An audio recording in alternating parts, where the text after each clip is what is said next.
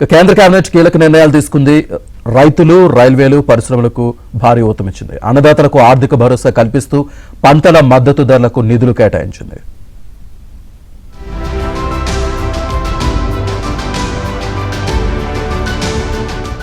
దేశంలో రైతులకు మోదీ ప్రభుత్వం ఆర్థిక భరోసా ఇచ్చింది. ఖరీఫ్ పంటల కనీస మద్దతు ధరల అమలుకు కేంద్ర కేబినెట్ 2,60,000 కోట్ల కేటాయింపుకు ఆమోదం తెలిపింది.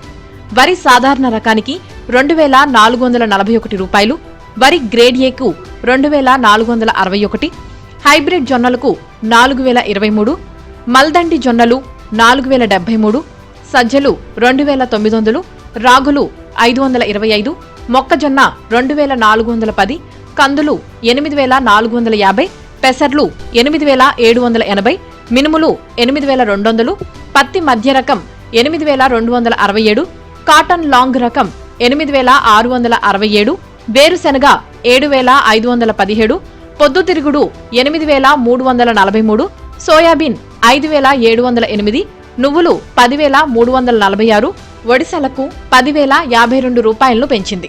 कैबिनेट में 4 में पहला फैसला किसानों के लिए खरीफ की एमएसपी का निर्णय लिया गया, जिससे कि किसानों के पास 2,60,000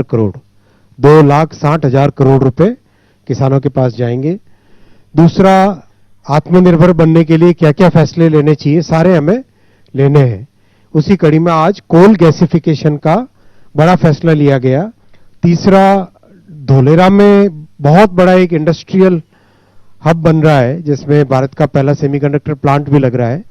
तो अहमदाबाद से धोलेरा ये semi high speed double line का अप्रूवल हुआ। और चौथा फैसला हुआ, नागपुर के एयरपोर्ट को इंटरनेशनल एयरपोर्ट अपग्रेड करने का फैसला लिया।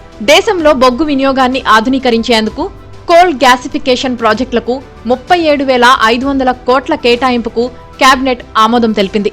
ఈ ప్రాజెక్టు ద్వారా దిగుమతి ఇంధనాలపై ఆధారాన్ని తగ్గించడంతో పాటు దేశీయ పరిశ్రమలకు మద్దతు లభించనుంది. ఇక గుజరాత్లో సర్కేజీ ధోలేరా మధ్య semi high speed double railway line నిర్మాణానికి గ్రీన్ సిగ్నల్ ఇచ్చింది. ఈ ప్రాజెక్టుకు 20,065 కోట్ల వ్యయాన్ని కేటాయించింది. రైల్వే కనెక్టివిటీ మెరుగుపడి పారిశ్రామిక అభివృద్ధికి ఈ ప్రాజెక్టు కీలకంగా మారనుంది. అటు మహారాష్ట్రలోని నాగ్పూర్ అంతర్జాతీయ విమానాశ్రయాన్ని ఆధునీకరించేందుకు కేబినెట్ ఆమోదముద్ర వేసింది. కొత్త సదుపాయాలు, విస్తరణ పనులతో విమానాశ్రయ సేవలు మరింత మెరుగుపడనున్నాయి.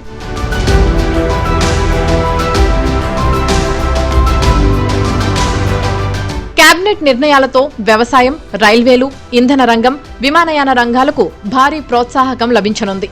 దేశ ఆర్థిక వ్యవస్థను బలోపేతం చేయడంలో ఈ ప్రాజెక్టులు కీలక పాత్ర పోషిస్తాయని కేంద్ర ప్రభుత్వం భావిస్తోంది.